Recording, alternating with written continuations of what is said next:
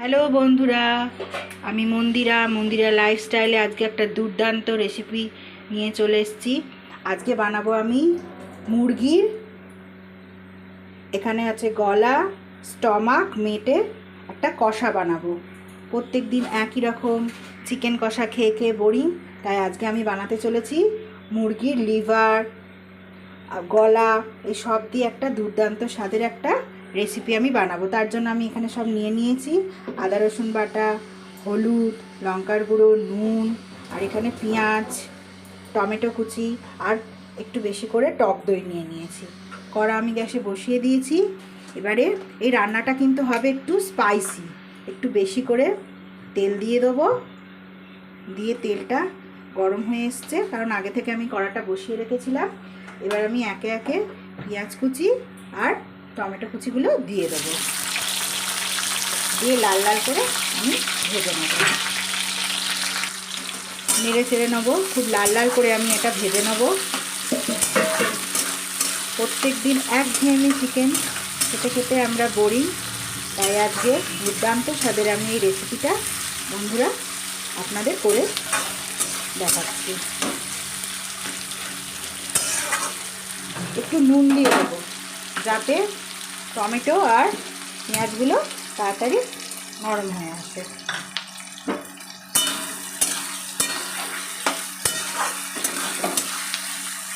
দু তিন মিনিট নাড়িয়ে চাড়িয়ে নিয়ে লাল লাল করে আমি এগুলো ভেজে নেব। আমার পেঁয়াজ আর টমেটোগুলো একদম লাল লাল করে ভাজা হয়ে গেছে। এবার আমি একে একে মশলাগুলো দিয়ে দেবো। হলুদ গুঁড়ো, লঙ্কার গুঁড়ো দিয়ে দিলাম। এবার বেশি করে আদা রসুনের পেস্টটা করে রেখেছিলাম, এটা একটুখানি স্পাইসি না হলে খেতে ভালো লাগবে না।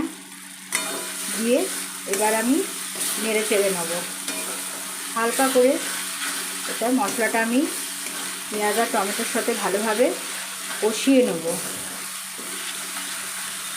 একটু 1-2 মিনিট কষিয়ে নেব, নিয়ে তারপর আমি মুরগির স্টমাক, মেটে, গলা এগুলো দিয়ে দেবো। হালকা একটু কষিয়ে নিলাম।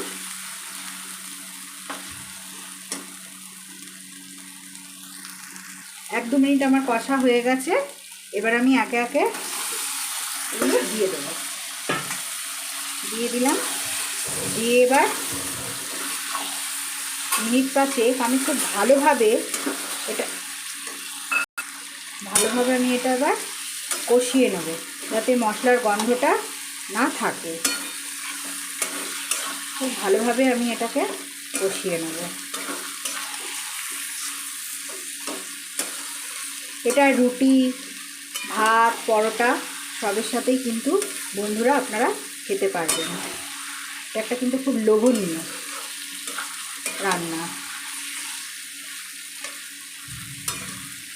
একটু কাশ্মীরি লঙ্কার গুঁড়ো আমি এর মধ্যে অ্যাড করব, যাতে কালারটা খুব ভালোভাবে আসে। কাশ্মীরি লঙ্কার গুঁড়ো আমি অ্যাড করে দিয়েছি। এবার আবার একটু নেড়ে চেড়ে নেব। খুব ভালোভাবে মিনিট 5-10 এটা কষাতে হবে।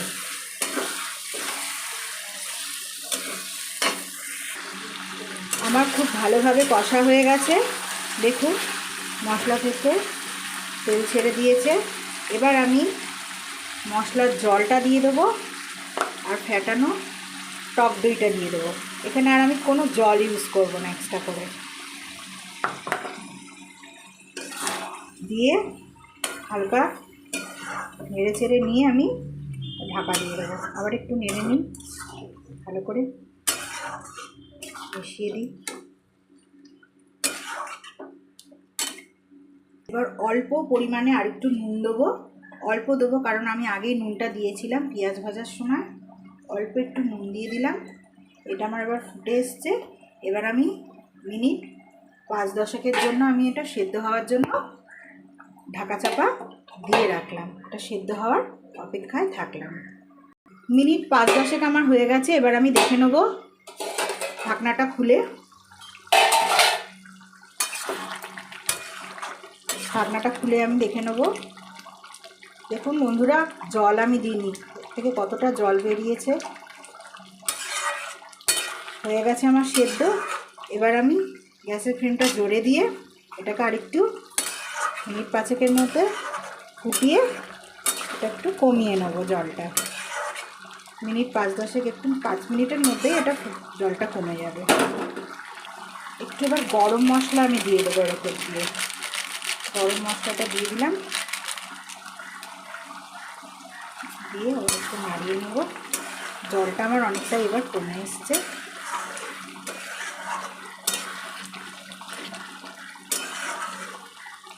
একদম জল কিন্তু আমি দিইনি, মশলার জলটা দিয়েছি আর টক দই দিয়েছি। এখানে আমি প্লেন জল ইউজ করিনি। রান্নাটা আমার এবার হয়ে গেছে। বন্ধুরা, রান্নাটা রেডি, কড়া থেকে আমি নামিয়ে নিয়েছি। দেখুন কত সুন্দর একটা দেখতে হয়েছে, কালারটা এসেছে। আপনাদের যদি আমার এই রান্নাটা ভালো লেগে থাকে তাহলে অবশ্যই আমার চ্যানেলটাকে সাবস্ক্রাইব করতে ভুলবেন না, লাইক, কমেন্ট আর শেয়ার করে দেবেন। ধন্যবাদ।